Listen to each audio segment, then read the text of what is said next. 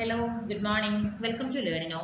നമ്മൾ ഈ ഒരു വീഡിയോയിൽ യൂണിറ്റ് 6 ഗ്രാവിറ്റേഷൻ എന്നൊരു ചാപ്റ്ററിൽ നിന്നുള്ള ഒരു MCQ മാരത്തോൺ ആണ് നമ്മൾ ഈ ഒരു വീഡിയോയിൽ ഡിസ്കസ് ചെയ്യാൻ പോകുന്നത്. ഓക്കെ, 25 ക്വസ്റ്റ്യൻസ് ആണ് നമ്മൾ ഇതിൽ ഇൻക്ലൂഡ് ചെയ്തിരിക്കുന്നത്. അപ്പോൾ നമുക്ക് ഓരോ ക്വസ്റ്റ്യൻസിലേക്കായി പോകാം. First one, the time period of a satellite in a circular orbit of radius r is t. The period of another satellite in a circular orbit of radius 9r is. Okay, അപ്പോൾ ഒരു satellite circular ഓർബിറ്റിൽ വരുമ്പോൾ ഒരു radius നമുക്ക് r ആണ്, അതിന്റെ time period എന്ന് പറയുന്നത് t ആണെങ്കിൽ വേറൊരു സാറ്റലൈറ്റ് ആ ഒരു സർക്കുലർ ഓർബിറ്റിൽ അതിന്റെ റേഡിയസ് എന്ന് പറയുന്നത് 9r ആണെങ്കിൽ what is the time period എന്നാണ് ചോദിച്ചിരിക്കുന്നത്. Okay, so option C 27t ആണ് നമുക്ക് വരുന്ന ആ ഒരു time period of the satellite whose radius is 9r. അപ്പൊ എങ്ങനെയാണ് നമുക്ക് ഈ ഒരു 27ലേക്ക് ടൈം പീരീഡിലേക്ക് വരുന്നത് നമുക്ക് നോക്കാം. അപ്പൊ നമുക്ക് തന്നിരിക്കുന്ന എന്താണ്, ഒരു r റേഡിയസ് ഉള്ള ഒരു സാറ്റലൈറ്റിന്റെ ടൈം പീരീഡ് എന്ന് പറയുന്നത് t ആണ്. അപ്പോൾ നമുക്ക് അടുത്ത സാറ്റലൈറ്റ് നമുക്ക് r' എന്ന് എടുക്കാം. ഓക്കെ, അപ്പൊ അതിന് നമുക്ക് എന്ത് പറയാം, t' എന്ന് എടുക്കാം. r' ഉള്ള ഒരു റേഡിയസ് ഉള്ള ഒരു സാറ്റലൈറ്റിന്റെ ടൈം പീരീഡ് എന്ന് പറയുന്നത് നമുക്ക് t' എന്ന് എടുക്കാം. ഓക്കെ, അപ്പൊ നമുക്ക് തന്നിരിക്കുന്നത് നോക്കൂ, t സ്ക്വയർ എന്ന് പറയുന്നത് directly proportional to r cube ആണ്. അപ്പൊ t' square which is directly proportional to r' whole cube ആണ് വരുന്നത് അല്ലെ. അപ്പൊ നമുക്ക് അതിന്റെ ഒരു റേഷ്യോ എടുക്കുകയാണെങ്കിൽ എങ്ങനെ വരും, t' whole square is equal to r' whole square ആണ്. അപ്പൊ നമുക്ക് t എന്താണെന്ന് അറിയാം, r അറിയാം അല്ലെ. അപ്പൊ t എന്ന് പറയുന്നത് t' നമുക്ക് അറിയാം അല്ലെ, t' നമുക്ക് അറിയില്ല, t നമുക്ക് അറിയാം. അപ്പൊ ആ ടൈം പീരീഡ് t കൊടുത്തു, t' അതേപോലെ തന്നെ കൊടുത്തു. അതുപോലെ തന്നെ r' എന്ന് പറയുന്നത് നമുക്ക് 9r ആണ്. അതുപോലെ തന്നെ r എന്ന് പറയുന്നത് ആ ഒരു റേഡിയസ് ആണ് അല്ലെ. അപ്പൊ ഈ ഒരു r ക്യാൻസൽ ചെയ്താൽ എനിക്ക് 27 വരും, 9 ക്യൂബ് എന്ന് പറയുന്നത്. അപ്പൊ t' square is equal to 9 cube into t square, that is 27t ആണ് നമുക്ക് വരുന്നത്. ഓക്കെ, അപ്പൊ t' ഇസ് ഈക്വൽ ടു എത്രയാണ്, 27t ആണ് നമുക്ക് ആ ടൈം പീരീഡ്, അതായത് 9r റേഡിയസിൽ വരുന്ന ആ ഒരു സാറ്റലൈറ്റിന്റെ ടൈം പീരീഡ് എന്ന് പറയുന്നത് 27t ആണ് വരുന്നത്. ഓക്കെ, അടുത്ത ക്വസ്റ്റ്യൻ ആണ്, according to Kepler's law, first law, the planets move around the sun. ആ ഒരു കെപ്ലേഴ്സ് ലോ ഒക്കെ നമ്മൾ പഠിച്ചിരുന്നു അല്ലെ, ഈ ഒരു യൂണിറ്റിൽ നമുക്കുള്ളതാണ് കെപ്ലേഴ്സ് ലോ വരുന്നതാണ്, അതിൽ നമ്മൾ പഠിച്ചിട്ടുണ്ട്. അപ്പൊ അതിൽ വരുന്നതിൽ ആ ഒരു ഫസ്റ്റ് ലോയിൽ എന്താ പറയുന്നത്, ആ ഒരു പ്ലാനറ്റുകൾ സണ്ണിന് അറൌണ്ട് ആയിട്ട് എങ്ങനെയാണ് മൂവ് ചെയ്യുന്നതെന്നാണ് ചോദിച്ചിരിക്കുന്നത് അല്ലെ. ഓപ്ഷൻസ് എന്തൊക്കെയാണ്, in a elliptical, in a circular orbit, in a parabolic orbit, none of the above. Option A is the right answer. In an elliptical movement ആണ് നമുക്ക് ആ പ്ലാനറ്റ്സുകൾ സണ്ണിൽ വരുന്നത്. അപ്പൊ നമുക്ക് Kepler's law of planetary motion നമുക്ക് നോക്കാം. Kepler's law of planetary motion എങ്ങനെയാണ് വരുന്നത്, ഫസ്റ്റ് ലോ എന്താ വരുന്നത്, all the planets move around the sun in elliptical orbit having the sun at one of the foci അല്ലെ. സൺ എന്ന് പറയുന്നത് ഒരു ഫോസിയിലായിരിക്കും, ഏതെങ്കിലും ഒരു ഫോസിയിലായിരിക്കും ഉണ്ടാവുന്നത്. അങ്ങനെയാണെങ്കിൽ ഈ പ്ലാനറ്റ്സ് എന്ന് പറയുന്നത് സണ്ണിന് ചുറ്റും എലിപ്റ്റിക്കൽ ഷേപ്പിലാണ് മൂവ് ചെയ്യുന്നത്, റൗണ്ട് ചെയ്യുന്നത്. ഓക്കെ, അതാണ് ലോസ് ഓഫ് ഓർബിറ്റ് എന്നുള്ള പേരിലും അറിയപ്പെടുന്നുണ്ട്. കെപ്ലേഴ്സ് ഫസ്റ്റ് ലോ എന്ന് പറയുന്നത് ലോസ് ഓഫ് ഓർബിറ്റ് എന്നുള്ള ഒരു പേരിലും അറിയപ്പെടുന്നുണ്ട്. ഓക്കെ, അടുത്തത് കെപ്ലേഴ്സ് സെക്കൻഡ് ലോ എങ്ങനെയാണ്, the radius vector drawn from the sun to the planet sweeps out equal areas in equal interval of time ആയിരിക്കും വരുന്നത്. നമ്മൾ ആ ഒരു സണ്ണിൽ നിന്ന് ഒരു റേഡിയസ് വെക്ടർ ഡ്രോൺ ചെയ്യുകയാണെങ്കിൽ അത് എങ്ങനെയായിരിക്കും, ഈക്വൽ ഏരിയാസിലും ഈക്വൽ ഇന്റർവൽസിലായിരിക്കും നമുക്ക് പ്ലാനറ്റ്സിലേക്ക് വരുന്നത്. ഇതിനെ നമുക്ക് equal law of laws area എന്ന് അറിയപ്പെടുന്നുണ്ട്, ലോ ഓഫ് ഈക്വൽ ഏരിയാസ് എന്നുള്ള പേരിലും അറിയപ്പെടുന്നുണ്ട്. അപ്പൊ ഈ ഒരു വേറെ പേരുകളും ഒന്ന് പഠിച്ചു വെക്കുന്നത് നല്ലതാണ്. ഓക്കെ, അടുത്തത് കെപ്ലേഴ്സ് തേർഡ് ലോ എങ്ങനെയാണ് വരുന്നത്, the square of the time period of revolution of the planet around the sun in an elliptical orbit is directly proportional to the cube of its semi major axis എന്നാണ് വരുന്നത്. Okay, so അപ്പോൾ time പീരീഡിന്റെ square എന്ന് പറയുന്നത് ആ ഒരു cube, ആ semi major ആക്സിസിന്റെ ക്യൂബിന് directly proportional ആണെന്ന് അറിയപ്പെടുന്നത്. ഈ ഒരു ലോ നമ്മൾ വേറൊരു പേരിലാണ് ലോ ഓഫ് പീരീഡ്സ് എന്നുള്ള പേരിലാണ് അറിയപ്പെടുന്നത്. അപ്പൊ നമ്മുടെ ക്വസ്റ്റ്യനിൽ എന്തായിരുന്നു, ഫസ്റ്റ് ലോയില് പ്ലാനറ്റുകൾ സണ്ണിന് അറൌണ്ട് എങ്ങനെയായിരിക്കും റൊട്ടേറ്റ് ആവുന്നത് അല്ലെങ്കിൽ കറങ്ങുന്നത്, എലിപ്റ്റിക്കൽ ഷേപ്പിലായിരിക്കും. ഓക്കെ, അടുത്ത ക്വസ്റ്റ്യൻ ആണ്, suppose the sun and all planets revolving around it had huge amount of opposite charge, which of the following is true. ഇപ്പൊ സണ്ണും അതുപോലെ തന്നെ എല്ലാ പ്ലാനറ്റുകളും റിവോൾവ് ആയിക്കൊണ്ടിരിക്കുകയാണ് അല്ലെ. അപ്പൊ അവിടെ നമുക്കൊരു ഹ്യൂജ് amount of opposite ചാർജുകൾ ഉണ്ടാകും. അപ്പൊ ഇതിന് നമുക്ക് താഴെ തന്നിരിക്കുന്ന ഏതായിരിക്കും ഇതിന് കറസ്പോണ്ടിങ് ആയിട്ട് ട്രൂ വരുന്നത് എന്നാണ് ചോദിച്ചിരിക്കുന്നത്. അപ്പൊ ഈ പറഞ്ഞ കേസസിൽ കെപ്ലേഴ്സ് തേർഡ് ലോ മാത്രമാണോ വാലിഡ്, കെപ്ലേഴ്സ് സെക്കൻഡ് ലോ മാത്രമാണോ, അതോ Kepler's first and third law ആണോ, more than one of the above ആണ് നമുക്ക് വരുന്നത് അല്ലെ. സോ ഓപ്ഷൻ ഡി ആണ് റൈറ്റ് ആൻസർ വരുന്നത്. കാരണം എന്താന്ന് പറഞ്ഞെങ്കിൽ നമുക്ക് ഈ ഒരു opposite charge due to the opposite charge കാരണം നമുക്ക് അവിടെ ഒരു കൂളോംസ് ഇലക്ട്രോസ്റ്റാറ്റിക് ഫോഴ്സ് ആക്ട് ചെയ്യുന്നുണ്ട് അല്ലെ ആ ഒരു സണ്ണിനും പ്ലാനറ്റിനും റേഡിയലി ആയിട്ട് നമുക്ക് എന്ത് വരുന്നുണ്ട് ആ ഒരു കൂളോംസ് ഇലക്ട്രോസ്റ്റാറ്റിക് ഫോഴ്സ് ആക്ട് ചെയ്യുന്നുണ്ട് അതേപോലെ തന്നെ നമുക്കൊരു ഗ്രാവിറ്റേഷണൽ ഫോഴ്സും ആ ഒരു സണ്ണും പ്ലാനറ്റിലും റേഡിയലി ആക്ട് ആയിക്കൊണ്ടിരിക്കുന്നുണ്ട് അതുകൊണ്ട് തന്നെ അവിടെ ഉണ്ടാവുന്ന നെറ്റ് അട്രാക്റ്റീവ് ഫോഴ്സ് എന്ന് പറയുന്നത് നമുക്ക് ഇൻക്രീസ് ആവുകയും അതിന്റെ മാഗ്നിറ്റ്യൂഡ് എന്ന് പറയുന്നത് അതിന്റെ ആ ഒരു സണ്ണിൽ നിന്നും പ്ലാനറ്റിലേക്ക് വരുന്ന ഒരു ഡിസ്റ്റൻസിനെ ഡിപ്പെൻഡ് ചെയ്തുകൊണ്ടാണ് ഇരിക്കുന്നത് അപ്പൊ അതൊക്കെ എന്ന് പറയുന്നത് സെൻട്രൽ ഫോഴ്സസുകളാണ് അപ്പൊ നമുക്ക് ഇവിടെ പറയാൻ പറ്റുന്ന എന്താണ് നമുക്ക് 3 ലോസ് ഓഫ് കെപ്ലേഴ്സ് അതായത് 3 ലോസും നമുക്ക് ആ പറഞ്ഞ ഒരു കേസസിൽ ആപ്ലിക്കബിൾ ആണെന്നാണ് പറയുന്നത് അതുകൊണ്ടാണ് നമുക്ക് മോർ ദാൻ 1 അബോവ് എന്ന് പറഞ്ഞത് ഓക്കെ സോ അവിടെ നമുക്ക് 3 കെപ്ലേഴ്സ് ഫസ്റ്റ് ലോയും സെക്കൻഡ് ലോയും തേർഡ് ലോയും നമുക്ക് അവിടെ ആപ്ലിക്കബിൾ ആണ് അല്ലെങ്കിൽ വാലിഡ് ആണെന്ന് നമുക്ക് പറയാം ഓക്കെ അടുത്ത ക്വസ്റ്റ്യൻ ആണ് two planets A and B are moving around the sun in elliptical orbit if the ratio of the length of the semi major axis of the planet A to B is 4:1 then the ratio of the time period of the time period of the time period of the time period of the planet A to time period of planet B അപ്പോൾ രണ്ട് പ്ലാനറ്റുകൾ സണ്ണിന് around ആയിട്ട് elliptical ഓർബിറ്റിൽ rotate ആയിക്കൊണ്ടിരിക്കുകയാണ് okay അത് നമ്മുടെ plus first law വരുന്ന രീതിയിൽ അവർ തമ്മിലുള്ള semi major ആക്സിസുകൾ രണ്ട് പ്ലാനറ്റുകൾ എയുടെയും ബിയുടെയും സെമി മേജർ ആക്സിസുകൾ തമ്മിലുള്ള ആ ഒരു ഡിസ്റ്റൻസ് എന്ന് പറയുന്നത് അല്ലെങ്കിൽ 4:1 എന്നുള്ളവരിലാണ് ആ ലെങ്ത് വരുന്നത് അങ്ങനെയാണെങ്കിൽ ആ ഒരു ടൈം പീരീഡുകൾ എയും ബിയും തമ്മിലുള്ള ടൈം പീരീഡിന്റെ റേഷ്യോ എന്താണെന്നാണ് ചോദിച്ചിരിക്കുന്നത് ഓക്കെ ഓപ്ഷൻ ബി ആണ് നമുക്ക് റൈറ്റ് ആൻസർ 8:1 ആണ് ഓക്കെ നമുക്ക് എങ്ങനെയാണെന്ന് നമുക്ക് നോക്കാം സോ നമുക്കറിയാം RA/RB എന്ന് പറയുന്നത് 4:1 ആണ് തന്നിട്ടുണ്ട് റേഡിയസ് അല്ലെങ്കിൽ ലെങ്ത് എന്ന് പറയുന്നത് 4:1 തന്നിട്ടുണ്ട് ഓക്കെ അപ്പൊ നമുക്ക് ആ ഒരു ലോ ഓഫ് പീരീഡ്സ് നമുക്കറിയാം t² എന്ന് പറയുന്നത് r³ ഡയറക്ട്ലി പ്രൊപ്പോർഷനിലാണ് അപ്പൊ ta²/tb² r³a²/r³b² ആണ് അപ്പൊ സബ്സ്റ്റിറ്റ്യൂട്ട് ചെയ്യൂ 4³ 4³ എന്ന് പറയുന്നത് എത്രയാണ് 16 ആണ് അല്ല 64 64 ആണ് 4³ എന്ന് പറയുന്നത് 64 ആണ് അപ്പൊ നമുക്ക് താഴെ 1 വരുന്നുണ്ട് 64/1 ആണ് വരുന്നത് ta²/t² ആണ് അപ്പൊ ഇതിന്റെ സ്ക്വയർ റൂട്ട് എടുത്തിട്ടുണ്ടെങ്കിൽ എന്താണ് 64ന്റെ സ്ക്വയർ റൂട്ട് എന്ന് പറയുന്നത് 8 ആണ് സോ നമുക്ക് ആ ഒരു ടൈം പീരീഡുകൾ തമ്മിൽ വരുന്ന റേഷ്യോ എന്ന് പറയുന്നത് എത്രയാണ് 8:1 ആണ് വരുന്നത് ഓക്കെ ഇവിടെ പെട്ടെന്ന് ഒരു കൺഫ്യൂഷൻ ആയിപ്പോയി 4³ എന്ന് പറയുന്നത് 64 ആണ് ഇവിടെ നമുക്ക് സ്ക്വയർ ആണ് തന്നിരിക്കുന്നത് അപ്പൊ സ്ക്വയർ റൂട്ട് എടുക്കുമ്പോൾ 64ന്റെ സ്ക്വയർ റൂട്ട് എന്ന് പറയുന്നത് 8 ആണ് ഓക്കെ സോ 8:1 ആണ് അവർ തമ്മിലുള്ള ആ രണ്ട് പ്ലാനറ്റുകൾ എയും ബിയും തമ്മിലുണ്ടാവുന്ന ടൈം പീരീഡുകളുടെ റേഷ്യോ എന്ന് പറയുന്നത് ഓക്കെ അടുത്ത ക്വസ്റ്റ്യൻ ആണ് a geostationary satellite is orbiting at earth at the height of 7r above the surface of the earth r being the radius of the earth the time period of the another satellite at a height of 3r from the surface of earth ഒരു Jio stationery satellite എർത്തിനെ orbit ചെയ്തുകൊണ്ടിരിക്കുകയാണ് ആ height എന്ന് പറയുന്നത് 7r ആണ് r എന്ന് പറയുന്നത് എന്താണ് എർത്തിന്റെ radius ആണ് അപ്പൊ വേറൊരു സാറ്റലൈറ്റ് 3r റേഡിയസ് ആണ് നമുക്ക് കിട്ടുന്നത് ഓക്കെ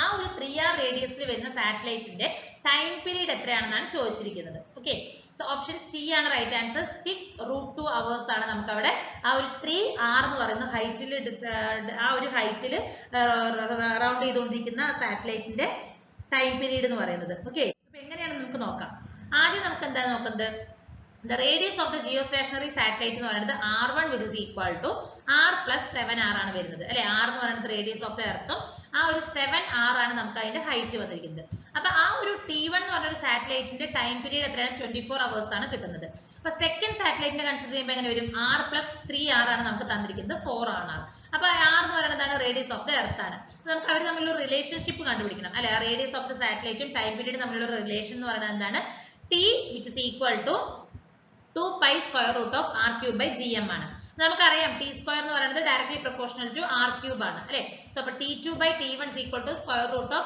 r2/r1 എടുക്കാം അപ്പൊ t2 എന്താണ് t1 into square root of r2 അപ്പൊ t2 നമുക്കറിയാം അല്ലെ t2 ആണ് കാൽക്കുലേറ്റ് ചെയ്യേണ്ടത് t1 എന്ന് പറയുന്നത് 24 hours ആണ് സ്ക്വയർ റൂട്ട് ഓഫ് 4r ഉം 8r ഉം അതാണ് നമ്മളിവിടെ കണ്ടുപിടിച്ചത് 4r ഉം അതുപോലെ തന്നെ 8r ഉം അത് രണ്ടും സബ്സ്റ്റിറ്റ്യൂട്ട് ചെയ്തു ഞാൻ 4r/8r ഹോൾ ക്യൂബ് ആണ് വരുന്നത് അപ്പൊ ഇത് സോൾവ് ചെയ്യുമ്പോൾ എനിക്ക് എത്ര വരുന്നത് t2 എന്ന് പറയുന്നത് 6 സ്ക്വയർ റൂട്ട് ഓഫ് 2h അതായത് ഈ r ഉം r ഉം ക്യാൻസൽ ചെയ്യാൻ എനിക്ക് 4³ ആണ് കിട്ടുന്നത് അത് സോൾവ് ചെയ്യുമ്പോൾ എനിക്ക് √2 ആണ് കിട്ടുന്നത് ഓക്കെ അപ്പൊ 6√2 hours ആണ് നമുക്ക് ഇതിന് ആൻസർ ആയിട്ട് കിട്ടുന്നത് അപ്പൊ ആ ഒരു ടൈം പീരീഡ് എന്ന് പറയുന്നത് 6√2 hours ആണ് വരുന്നത് ഓക്കെ അടുത്ത ക്വസ്റ്റ്യൻ ആണ് Kepler's second law of planetary motion is also known as. ഞാൻ പറഞ്ഞിരുന്നു കെപ്ലേഴ്സ് ലോയുടെ വേറെ പേരുകൾ 3 എണ്ണത്തിനും 3 പേരുകളുണ്ട്, അതും കൂടി പഠിക്കണം എന്ന് ഞാൻ പറഞ്ഞിരുന്നു. So Kepler's second law of planetary motion വരുന്നത് എന്താണ്? Option C, law of equal areas എന്നാണ് അല്ലെ. ലോ ഓഫ് ഈക്വൽ ഏരിയാസ് ആണ് നമുക്ക് കെപ്ലേഴ്സ് സെക്കൻഡ് ലോയുടെ വേറൊരു പേര് എന്ന് പറയുന്നത്. ഓക്കെ, അടുത്ത question Newton's law of gravitation is called universal law because. Newton's law of gravitation universal law എന്നറിയപ്പെടുന്നതിനുള്ള റീസൺ എന്താണെന്നാണ് ചോദിച്ചിരിക്കുന്നത്. ഓപ്ഷൻസ് നോക്കൂ. It is applicable at all places of universe for all distance between all particles. ഇതെന്ന് പറയുന്നത് ഒരു യൂണിവേഴ്സിലുള്ള എല്ലാ പ്ലേസസിലും എല്ലാ ഡിസ്റ്റൻസിലും വരുന്ന എല്ലാ പാർട്ടിക്കിൾസിനും ആപ്ലിക്കബിൾ ആണ്. അതല്ലേ കറക്റ്റ് ആൻസർ അല്ലെ. വേറെ ഓപ്ഷൻസിലേക്ക് നമുക്ക് പോകേണ്ട ആവശ്യമില്ല, എങ്കിലും നമുക്ക് നോക്കാം. സെക്കൻഡ് എന്താണ്? It is applicable to lighter and heavier bodies. നമുക്ക് അങ്ങനെ ഒരു സ്പെഷ്യൽ കണ്ടീഷൻ പറഞ്ഞിട്ടുണ്ടോ? Newton's law is only applicable for lighter bodies അല്ലെങ്കിൽ ഹെവിയർ ബോഡീസ് നമുക്ക് പറഞ്ഞിട്ടില്ല. അപ്പൊ നമുക്കത് റോങ് സ്റ്റേറ്റ്മെന്റ് ആണ്. It is applicable at all times. എല്ലാ സമയത്തും നമുക്കത് ആപ്ലിക്കബിൾ ആണെന്ന് പറയാൻ പറ്റില്ല. നൺ ഓഫ് ദി അവേഴ്സ്. അപ്പം ഇതിൽ നിന്ന് നമുക്ക് മനസ്സിലാക്കാൻ പറ്റുന്നത് എന്താണ്? ഓപ്ഷൻ എ ആണ് right answer. It is applicable at all places of universe for all distance between all particles ആണ് വരുന്നത്. ഓക്കെ, അപ്പൊ ന്യൂട്ടൺസ് ഗ്രാവിറ്റേഷൻ ലോ നമുക്ക് എന്താണെന്ന് നോക്കാം. Every particle of matter in the universe attracts every other particles with a force that is directly proportional to the product of their masses and inversely proportional to the square of the distance between their centers. ഒന്നുമില്ല, ഈ ഒരു equation ആണ്. F is equal to G m1 m2 by r square. ഈ ഒരു equation ആണ് നമ്മളിവിടെ ഒരു theory പോലെ എക്സ്പ്ലെയിൻ ചെയ്തിരിക്കുന്നത് അല്ലെ. അപ്പൊ F എന്ന് പറഞ്ഞാൽ എന്താണ്? ആ ഒരു force of attraction between the 2 bodies ആണ്. m1 m2 എന്ന് പറയുന്നത് 2 മാസസ് ആയ ബോഡിയുടെ മാസസുകളാണ്. r എന്ന് പറയുന്നത് 2 ബോഡികൾ തമ്മിലുണ്ടാവുന്ന സെന്ററുകൾ തമ്മിലുണ്ടാവുന്ന റേഡിയസ് ആണ്. G എന്ന് പറയുന്നതാണ് അതിന്റെ ഗ്രാവിറ്റേഷണൽ കോൺസ്റ്റന്റ് അല്ലെ. അതിന്റെ വാല്യൂ എത്രയാണ്? 6.674 into 10 to the power minus 11 newton metre per kg square ആണ് വരുന്നത് അല്ലെ. അപ്പൊ ഇതിൽ നിന്ന് നമുക്ക് മനസ്സിലാകും എ ആണ് നമുക്ക് റൈറ്റ് ആയിട്ട് തന്നിരിക്കുന്ന കറക്റ്റ് ആയിട്ട് തന്നിരിക്കുന്ന ഒരു ഓപ്ഷൻ അല്ലെ. അടുത്ത question assuming that earth and Mars move in circular orbits around the sun. എർത്തും മാർസും സണ്ണിന് ചുറ്റും ഒരു സർക്കുലർ ഓർബിറ്റിൽ റൗണ്ട് ചെയ്യുന്നതായിട്ട് നമ്മൾ അസ്യൂം ചെയ്യുകയാണ്. Okay, with the Martian orbit being 1.52 times the orbital radius of the Earth. എർത്തിന്റെ ഓർബിറ്റൽ റേഡിയസിനേക്കാൾ മാർഷ്യൻ ഓർബിറ്റ് എന്ന് പറയുന്നത് 1.52 ടൈംസ് അധികമാണ്. അങ്ങനെയാണെങ്കിൽ നമുക്ക് the length of Martian year in days എത്രയായിരിക്കും എന്നാണ് ചോദിച്ചിരിക്കുന്നത്. ഓപ്ഷൻ ബി 1.52 പവർ 3/2 into 365 ആണ് വരുന്നത്. ഓക്കെ, അപ്പൊ നമുക്ക് കെപ്ലേഴ്സ് തേർഡ് ലോ വെച്ച് നമുക്കൊരു ഇക്വേഷൻ അറിയാം. T square M by T square is equal to R cube by M S by R cube E S ആണ്. ആർ എം എസ് എന്ന് പറഞ്ഞാൽ എന്താണ് അർത്ഥം? മാർസ് സൺ ഡിസ്റ്റൻസ് ആണ്. ആർ ഇ എസ് എന്ന് പറയുന്നത് എർത്ത് സൺ ഡിസ്റ്റൻസ് ആണ്. അപ്പൊ നമ്മൾ ആ ഇക്വേഷൻ നോക്കുമ്പോൾ T M is equal to R M S by R E S whole power 3/2 into T E വരും അല്ലെ. അപ്പൊ ടി ഇ എന്ന് പറയുന്നത് 365 ആണ്. അപ്പൊ ഇതാണ് നമുക്ക് തന്നിരിക്കുന്ന റേഷ്യോ 1.52 പവർ 3/2 അല്ലെ. അപ്പൊ ടി എം എന്ന് പറയുന്നത് ആ ഒരു മാർസിന്റെ ടൈം അല്ലെങ്കിൽ ആ ഒരു ഇത് എന്ന് പറയുന്നത് നമുക്ക് എത്രയാണ് വരുന്നത്? 1.52 into 3/2 into 365 ഡേയ്സ് ആണ് വരുന്നത്. ഓക്കെ, അടുത്ത question A Saturn year is 29.5 times the earth year. How far is the Saturn from the sun if the earth is 1.5 into 10 to the power 8 kilometer away from sun? Okay, അപ്പോൾ ഒരു Saturn year എന്ന് പറയുന്നത് earth ഇയറിനേക്കാൾ 29.5 times അധികമാണ്. എന്നാൽ ഭൂമി എന്ന് പറയുന്നത് earth എന്ന് പറയുന്നത് സണ്ണിൽ നിന്നും 1.5 into 10 to the power 8 kilometre away ആണെങ്കിൽ സാറ്റേൺ എത്രയാണ് ഡിസ്റ്റൻസ് എന്നാണ് ചോദിച്ചിരിക്കുന്നത്. Option D 1.5 into 10 to the power 9 kilometre ആണ് ആൻസർ വരുന്നത്. ഓക്കെ, അപ്പൊ നോക്കൂ ടി എസ് നമുക്ക് 29.5 ടി തന്നിട്ടുണ്ട്, ആർ ഇ തന്നിട്ടുണ്ട്, ആർ എസ് ആണ് കാൽക്കുലേറ്റ് ചെയ്യേണ്ടത് അല്ലെ. So according to Kepler's third law T square directly proportional to R cube എന്നാണ്. So T S by T square which is equal to R S cube ആണ്. അല്ല, R S 2 തന്നെയാണ്, sorry, R S 2 into ഒരു second. Okay, rs square by re whole cube, that is rs is equal to ആണ് നമുക്ക് calculate ചെയ്യേണ്ടത് re into ts by te whole power 2/3 ആണ്. So rs is equal to നമുക്ക് values അറിയാം. 1.5 into 10 to the power 8 ആണ് re തന്നിരിക്കുന്നത്, into 29.5 te by te into 2/3 വരും whole power, that is equal to 1.4 into 10 to the power 9 kilometre ആണ് നമുക്ക് Saturn distance വരുന്നത് സണ്ണിൽ നിന്നും. A satellite is an elliptic orbit around the Earth with an aphelion of 6 RE and perihelion is 2 RE. Where R എന്ന് പറയുന്നത് എർത്തിന്റെ radius. അങ്ങനെയാണെങ്കിൽ eccentricity of orbit ആണ് calculate ചെയ്യേണ്ടത്. ഓപ്ഷൻ എ 1/2 ആണ് റൈറ്റ് ആൻസർ. കാൽക്കുലേഷൻ എങ്ങനെയാണെന്ന് നോക്കാം. അപ്പൊ നമുക്ക് തന്നിരിക്കുന്ന ആ ഒരു സ്റ്റേറ്റ്മെന്റ് അനുസരിച്ച് വരുന്ന ആ ഒരു ജിയോഗ്രഫിക്കൽ അല്ലെങ്കിൽ ആ ഒരു ഫിഗർ എന്ന് പറയുന്നത് ഇതാണ്. എർത്ത് എന്ന് പറയുന്നത് ഇവിടെയാണ്. ദിസ് ഈസ് RP ആണ്, അതായത് പെരിഹിലിയോൺ വരുന്നത്. ഇത് റേഡിയസ് ഫ്രം ഫിലിയോൺ അല്ലെ, ഈ എർത്തിൽ നിന്ന് ഇത് വരുന്നതാണ്. നമുക്ക് സാറ്റലൈറ്റ് ആണ് ഈ ഒരു ഓർബിറ്റ് ആയിട്ട് നമുക്ക് കാണിച്ചിരിക്കുന്നത്. അപ്പൊ RA എന്ന് പറയുന്നത് നമുക്ക് തന്നിരിക്കുന്നത് 6RE ആണ്. അതുപോലെ തന്നെ RP എന്ന് പറയുന്നതാണ് 2RE തന്നിരിക്കുന്നത്. എസെൻട്രിസിറ്റി കാൽക്കുലേറ്റ് ചെയ്യാനുള്ള ഇക്വേഷൻ എന്താണ്? E is equal to RA minus RP by RA plus RP. That is equal to 6RE minus 2RE divided by 6RE plus 2RE. That is 4/8 വരും. That is equal to 1/2 വരുന്നുണ്ട്. അടുത്ത question, a mass m is placed at a point P which lies on the axis of ring mass m and radius r at a distance r from its center. The gravitational force on mass m is, നമുക്ക് m ൽ വരുന്ന gravitational force ആണ് calculate ചെയ്യേണ്ടത്. So option C is the right answer.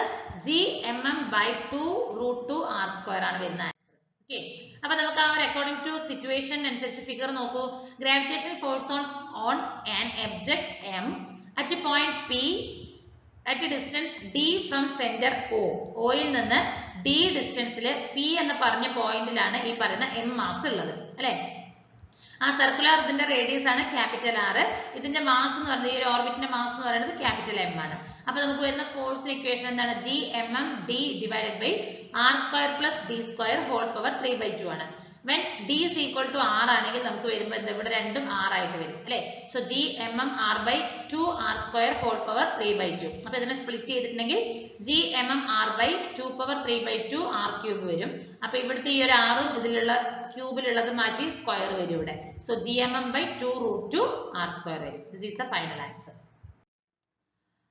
അടുത്ത question, a research satellite of 200 kg circles the earth in an orbit radius 3RE/2 where RE is the radius of the earth. Assuming the gravitational pull on the mass of 1 kg on earth's surface to be 10 Newton, the pull on the satellite will be. സാറ്റലൈറ്റിന്റെ ആ ഒരു pull എത്രയാണെന്നാണ് ചോദിച്ചിരിക്കുന്നത്.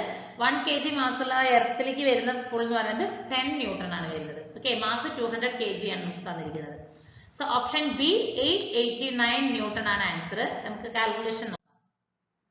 അപ്പൊ force നമുക്ക് ആ ഒരു എർത്തും mass 1 kg mass ഉള്ളതും തമ്മിലുള്ള ആ ഒരു ഫോഴ്സ് എന്ന് പറയുന്നത് എന്താണ്? G(me) × 1/r²E ആണ്.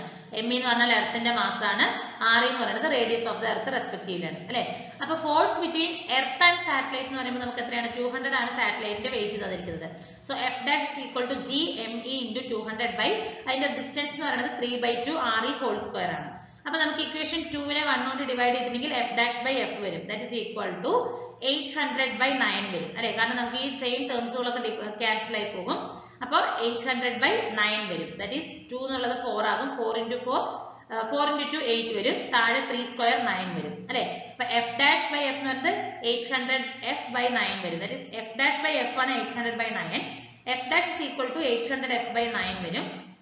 F നമുക്ക് ഫോഴ്സ് തന്നിരിക്കുന്നത് 10 ന്യൂട്ടൺ ആണ് അല്ലെ. So 800/9 × 10 newton that is equal to 8000/9 that is equal to 889 newton ആണ് വരുന്നത് അപ്രോക്സിമേറ്റ്ലി. അടുത്തൊരു ക്വസ്റ്റ്യൻ നോക്കൂ. The mass of the moon is 1/8 of the earth but the gravitational pull is 1/6 of the earth. It is due to the fact.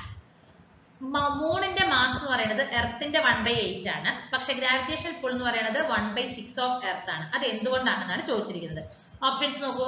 Moon is the satellite of earth. The radius of the earth is 8/6 of the moon. The radius of the earth is square root of 8/6 of the moon and the radius of the moon is 6/8. Option C ആണ് right answer അല്ലെ. ഈ ഒരു reason കൊണ്ടാണ് നമുക്ക് ആ ഒരു gravitational pull എന്ന് പറയുന്നത് 1/6 ഓഫ് ദി എർത്ത് ആവുന്നതിന് കാരണം. ഓക്കെ, നോക്കൂ, നമുക്ക് Gm/G ആണ്, അതായത് ഗ്രാവിറ്റേഷണൽ മൂണിന്റെയും എർത്തിന്റെയും നമ്മൾ റേഷ്യോ എടുക്കണം. അപ്പൊ Gme/8 ആണ് വരുന്നത് ഡിവൈഡഡ് ബൈ R²m/Gme/r² ആണ്. അപ്പൊ നമുക്ക് ഈ ടേംസ് ഒക്കെ ക്യാൻസൽ ആയിട്ടെങ്കിൽ നമുക്ക് എന്ത് വരും? RE²/8 R²m ആണ്. അപ്പൊ 1/8 ആണ് വരുന്നത് അല്ലെ. അപ്പൊ നമുക്ക് എമ്മും ഇ ഒക്കെ മൂന്നും എർത്തിനെയാണ് ഡിനോട്ട് ചെയ്യുന്നത്. അപ്പൊ Gm/G is equal to എന്താണ്? 1/6. അപ്പൊ നമുക്ക് രണ്ട് ഇക്വേഷൻ, നമുക്ക് ഇത് നമ്മളൊരു ഇക്വേഷൻ നമുക്ക് അറിയുന്നതാണ് അല്ലെ. രണ്ട് ഇക്വേഷൻസ് എടുത്ത് നോക്കൂ. RE²/RM²/8 equal to 1/6 ആണ്. അപ്പൊ ഇതിൽ നിന്ന് RE ആണ് നമുക്ക് വേണ്ടത് അല്ലെ. അപ്പൊ 8 ഇവിടേക്ക് വരും. അപ്പൊ R is equal to എന്ത് വരും? സ്ക്വയർ റൂട്ട് ഓഫ് 8/6 ആണ് വരുന്നത്. അപ്പോൾ അല്ലെങ്കിൽ എർത്തിന്റെ റേഡിയസ് എന്ന് പറയുന്നത് 3 into 8/6 ആണ് നമുക്ക് കിട്ടുന്നത്. Okay. Earth is flattened at the poles and bulges at the equator. This is due to the fact that Earth എന്ന് പറയുന്നത് പോളുകളിൽ ഫ്ലാറ്റൻഡും ഇക്വേറ്ററിൽ ബൾജ് ആയിട്ടും ഉണ്ടാകും. അതിന്റെ റീസൺ എന്തുകൊണ്ടാണെന്നാണ് ചോദിച്ചിരിക്കുന്നത്. ഓപ്ഷൻസ് നോക്കൂ. The Earth revolves around the sun in an elliptical orbit. The angular velocity of spinning about its axis is more at the equator. The centrifugal force is more at the equator than poles. None of this. Option C ആണ് right answer അല്ലെ. Centrifugal force എന്ന് പറയുന്നത് ഇക്വേറ്ററിൽ കൂടുതലും പോൾസുകളിൽ കുറവുമാണ്. Okay, അതുകൊണ്ടാണ് bulges ഇക്വേറ്ററിൽ ബൾജ് ആയി നിൽക്കുന്നതും പോളുകൾ ഫ്ലാറ്റ് ആയിട്ട് നിൽക്കുന്നതിനുള്ള റീസൺ. ഓക്കെ, അടുത്ത ക്വസ്റ്റ്യൻ ആണ്. A body weights 250 newton on the surface of the earth. How much will it weigh half way down to the centre of the earth? ആ ഒരു എർത്തിന്റെ സർഫേസിൽ ഒരു ബോഡിക്ക് 250 ന്യൂട്ടൺ ആണ് വെയിറ്റ് എങ്കിൽ ആ ഒരു ബോഡി എന്ത് ചെയ്തിരിക്കുകയാണ്? എർത്തിന്റെ സെന്ററിൽ നിന്നും ഹാഫ് വേ ഡൗൺ ആയിട്ടുണ്ട്. അങ്ങനെയാണെങ്കിൽ അവിടെ എത്രത്തോളം വെയിറ്റ് ആയിരിക്കും ആ ഒരു ബോഡിക്ക് ഉണ്ടാവുകയാണെന്നാണ് ചോദിച്ചിരിക്കുന്നത്. ഓപ്ഷൻ എ 125 ന്യൂട്ടൺ ആണ് നമുക്ക് റൈറ്റ് ആൻസർ വരുന്നത്. അപ്പൊ നോക്കൂ, എം ആണ് ആ ഒരു ബോഡിയുടെ മാസ് നമുക്ക് കൺസിഡർ ചെയ്തിരിക്കുകയാണ്. അപ്പൊ ആ ഒരു ബോഡിക്ക് സർഫേസ് ഓഫ് ദ എർത്തിൽ വരുന്ന വെയിറ്റ് നമുക്ക് തന്നിട്ടുണ്ട്. W is equal to mg ആണ്. ദാറ്റ് ഈസ് 250 ന്യൂട്ടൺ തന്നിട്ടുണ്ട്. Acceleration due to gravity at the depth d below the surface of the earth. അതായത് ആ ഒരു ഇക്വേഷൻ എന്താണ് വരുന്നത്? g dash is equal to g into 1 minus d by re ആണ്. Okay, അപ്പൊ wait of the body at the depth d എന്ന് പറയുന്നത് നമ്മൾ w dash എന്ന് എടുത്തിരിക്കുകയാണ്. അപ്പൊ w dash is equal to എന്താണ്? mg dash വരും. സോ mg into ഈ ഒരു വാല്യൂ വരും 1 minus d by മാഞ്ഞിട്ടുണ്ട് അല്ലേ. Okay, 1 minus d by re എന്ന് വരും അല്ലെ. അപ്പൊ d is equal to എന്താണ്? re/2 ആണ് നമുക്കറിയാം. അതായത് എർത്തിന്റെ ഹാഫ് ആയിട്ടാണ് വന്നിരിക്കുന്നത് തന്നിട്ടുണ്ട്. അപ്പൊ d is equal to re/2. അപ്പൊ ഈ d ക്ക് വരെ ഞാൻ എന്ത് ചെയ്തു? re/2 കൊടുത്തു. നോക്കൂ, mg into 1 minus re/2 by re ആണ് അല്ലെ, which is equal to mg/2 that is equal to w/2 കിട്ടുന്നുണ്ട്. അപ്പൊ നമുക്ക് എന്താണ്? 250 നമുക്ക് ഒറിജിനൽ വെയിറ്റ് എത്രയാണെന്ന് അറിയാം, 250 ആണ് തന്നിരിക്കുന്നത് അല്ലെ. 250/2 കൊടുത്തിട്ടുണ്ടെങ്കിൽ 125 ന്യൂട്ടൺ ആണ് നമുക്ക് കിട്ടുന്നത്. ഓക്കെ, അടുത്ത question. The escape velocity of the earth is 11.2 km/s. What would be the escape velocity on a planet whose mass is 1000 times and whose radius is 10 times to that of the earth? എർത്തിന്റെ escape velocity നമുക്ക് 11.2 ആണ് തന്നിട്ടുണ്ട്. Okay, അങ്ങനെയാണെങ്കിൽ ഒരു പ്ലാനറ്റിന്റെ escape velocity എത്രയാണെന്നാണ് ചോദിച്ചിരിക്കുന്നത്.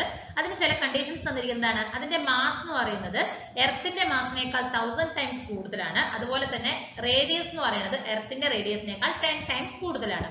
അങ്ങനെയാണെങ്കിൽ ആ ഒരു പ്ലാനറ്റിന്റെ എസ്കേപ്പ് വെലോസിറ്റി എത്രയാണെന്നാണ് ചോദിച്ചിരിക്കുന്നത്. Option A is the right answer. 112 km/s ആണ്. അപ്പൊ നമുക്ക് എർത്തിന്റെ 11.2 ആണ്. ആൻസർ എത്രയാണ്? 112 km/s ആണ്.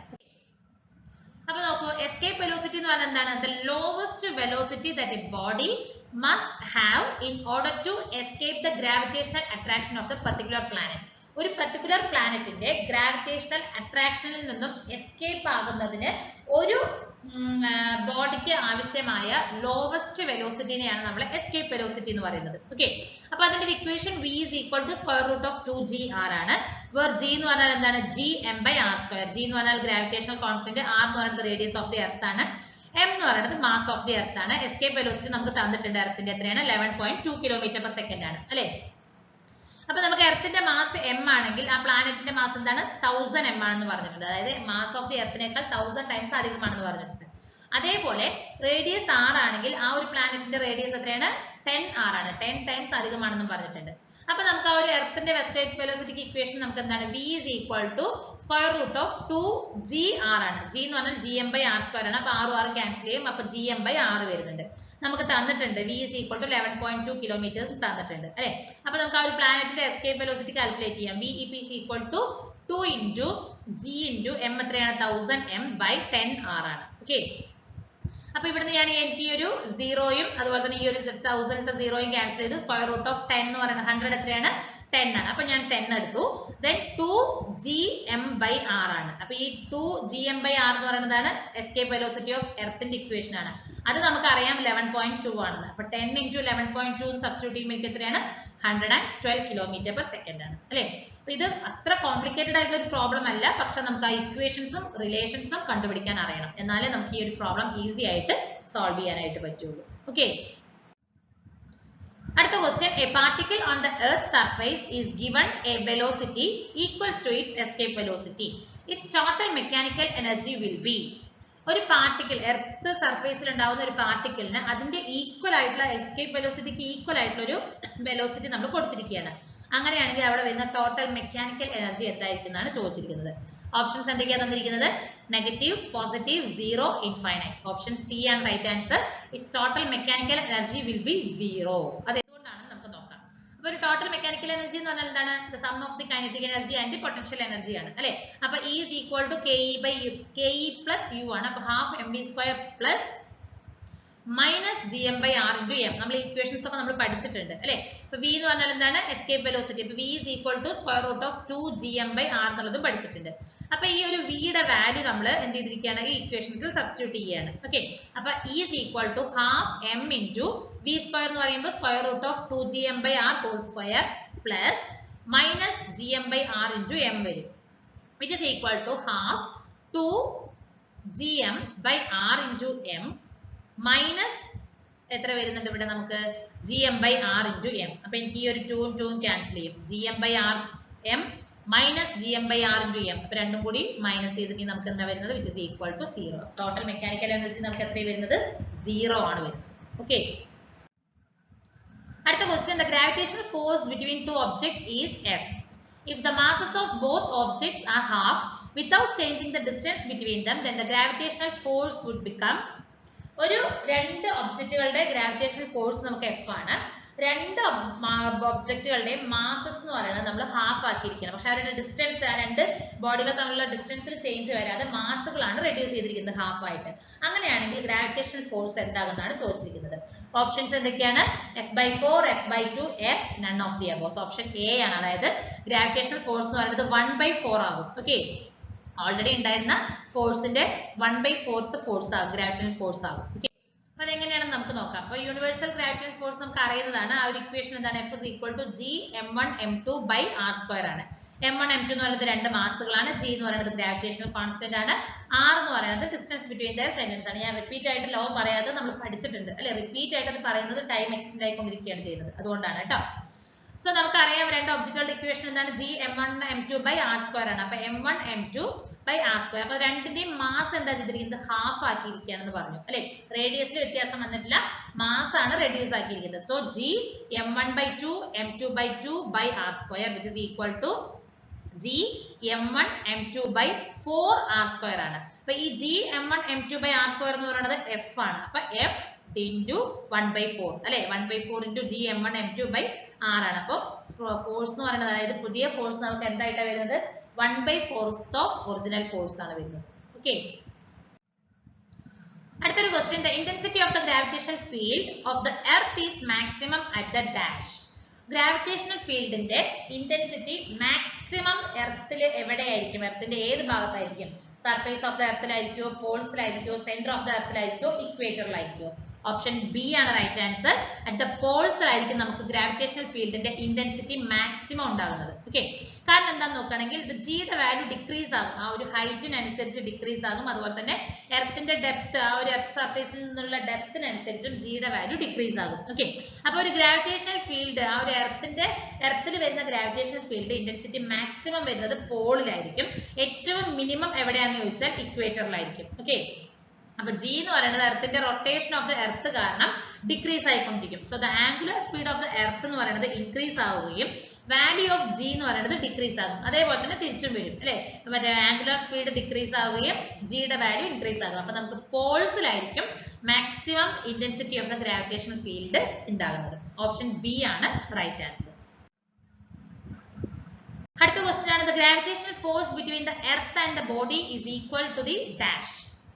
ഒരു ബോഡി എർത്തും തമ്മിലുണ്ടാകുന്ന ഗ്രാവിറ്റേഷണൽ ഫോഴ്സ് എന്ന് പറയുന്നത് എന്തിന് ഈക്വൽ ആണെന്നാണ് ചോദിച്ചിരിക്കുന്നത്. ഓപ്ഷൻസ് എന്തൊക്കെയാണ്? Weight of the body, mass of the body, pressure of the body, density of the body. Option A ആണ് right answer. It is equal to weight of the body. എർത്തും ബോഡിയും തമ്മിലുണ്ടാവുന്ന ആ ഒരു ഗ്രാവിറ്റേഷൻ ഫോഴ്സ് എന്ന് പറയുന്നത് ആ ഒരു ബോഡിയുടെ വെയിറ്റിന് ഈക്വൽ ആയിരിക്കും എന്നാണ് പറയുന്നത്. ഓപ്ഷൻ എ ആണ് റൈറ്റ് ആൻസർ. അപ്പൊ വെയിറ്റ് ഓഫ് ദ ബോഡി എന്ന് പറഞ്ഞാൽ എന്താണ്? ഒരു ഫോഴ്സ് ആക്ട് ചെയ്തിരിക്കുകയാണ്, ഒരു ഗ്രാവിറ്റി കാരണം ഒരു ബോഡിയിൽ ആക്ട് ചെയ്യുന്ന ഫോഴ്സിനെയാണ് നമ്മൾ എന്ത് പറയുന്നത്? വെയിറ്റ് എന്ന് പറയുന്നത്. ഓക്കെ, ആ ഒരു ഗ്രാവിറ്റേഷണൽ ഫോഴ്സിന്റെ ഇക്വേഷൻ എന്താണ്? F = G(mm)/r² ആണ്. നമുക്കറിയാം G എന്ന് പറയുന്നത് എന്താണ്?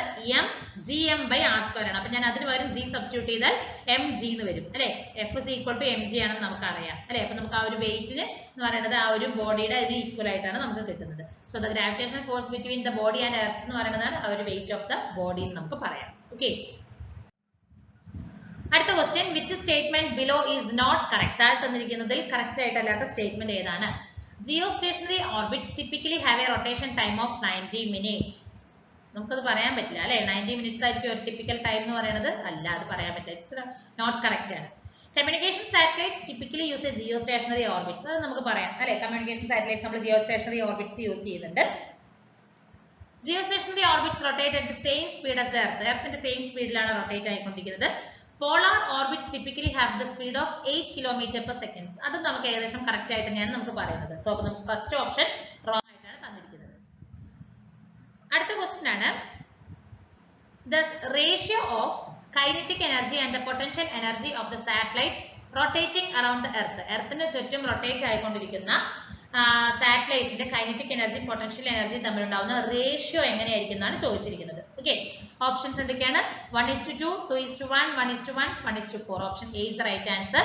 കൈനറ്റിക് എനർജി പൊട്ടൻഷ്യൽ എനർജി തമ്മിലുണ്ടാവുന്ന ആ ഒരു സാറ്റലൈറ്റ് എർത്തിന് ചുറ്റും റൊട്ടേറ്റ് ആയിക്കൊണ്ടിരിക്കുന്ന സാറ്റലൈറ്റിന്റെ റേഷ്യോ എങ്ങനെയായിരിക്കും വരുന്നത്? 1:2 ആയിട്ടായിരിക്കും നമുക്ക് വരുന്നത്. ഓക്കെ, നമ്മൾ പഠിച്ചിട്ടുണ്ട് അല്ലെ. Kinetic energy is equal to Gmm/2r ആണ്. EP പൊട്ടൻഷ്യൽ എനർജി എന്ന് പറയുന്നത് എന്താണ്? Gmm/r ആണ് വരുന്നത്. അപ്പൊ നമുക്ക് രണ്ടും ഡിഫറൻസ് വരുന്നത് 1/2 ആണ്. സോ അവർ തമ്മിലുള്ള റേഷ്യോ എന്ന് പറയുന്നത് 1:2 ആണ് വരുന്നത്. A ball is dropped from a satellite revolving around the earth at a height of 120 km. The ball will, ഒരു ബോള് എർത്തിന് ചുറ്റും 120 കിലോമീറ്റർ ഹൈറ്റിൽ, എർത്തിന്റെ ഹൈറ്റ് 120 കിലോമീറ്റർ ഡിസ്റ്റൻസിലുള്ള ഒരു സാറ്റലൈറ്റ് റിവോൾവ് ചെയ്തുകൊണ്ടിരിക്കുകയാണ്. അതിൽ നിന്ന് ഞാൻ ബോൾ ഡ്രോപ്പ് ചെയ്യുമ്പോൾ അത് എങ്ങനെയായിരിക്കും? Continue to move with same speed along the original orbit of satellite. ആ ഒരു സെയിം സ്പീഡിൽ തന്നെ എന്ത് ചെയ്യുന്നുണ്ട്? ആ ഒരു ബോൾ എന്ന് പറയുന്നത് അതിന്റെ ആ ഒരു മൂവ്മെന്റ്സ് കണ്ടിന്യൂ ചെയ്തുകൊണ്ടിരിക്കുന്നുണ്ട്. ഓക്കെ, അത് എന്തുകൊണ്ടാന്ന് പറഞ്ഞാൽ ഓർബിറ്റൽ വെലോസിറ്റി എന്ന ഇക്വേഷൻ എന്താണ്?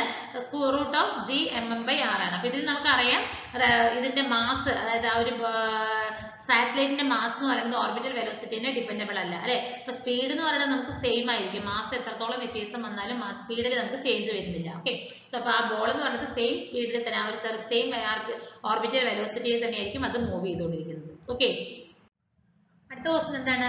The minimum number of satellites required for worldwide communication between any two locations on the Earth surface. Earth surface ഏതെങ്കിലും രണ്ട് ലൊക്കേഷൻസിൽ വെച്ച് ഒരു വേൾഡ് വൈഡ് കമ്മ്യൂണിക്കേഷൻ ആവശ്യമായിട്ടുള്ള മിനിമം നമ്പർ ഓഫ് സാറ്റലൈറ്റ്സ് എത്രയാണെന്നാണ് ചോദിച്ചിരിക്കുന്നത്. ഓപ്ഷൻസ് എന്തൊക്കെയാണ് തന്നിരിക്കുന്നത്? 4, 6, 3, 2. ഓപ്ഷൻ സി ആണ് റൈറ്റ് ആൻസർ. നമുക്ക് മിനിമം 3 സാറ്റലൈറ്റ്സ് ആണ് ഒരു വേൾഡ് വൈഡ് കമ്മ്യൂണിക്കേഷൻ ആവശ്യം വരുന്നത്. രണ്ട് ലൊക്കേഷൻസുകൾ തമ്മിലുണ്ടാവുന്ന വേൾഡ് വൈഡ് കമ്മ്യൂണിക്കേഷൻ ആവശ്യമായിട്ടുള്ള മിനിമം നമ്പർ ഓഫ് സാറ്റലൈറ്റ്സ് എത്രയാണ്? 3 ആണ്.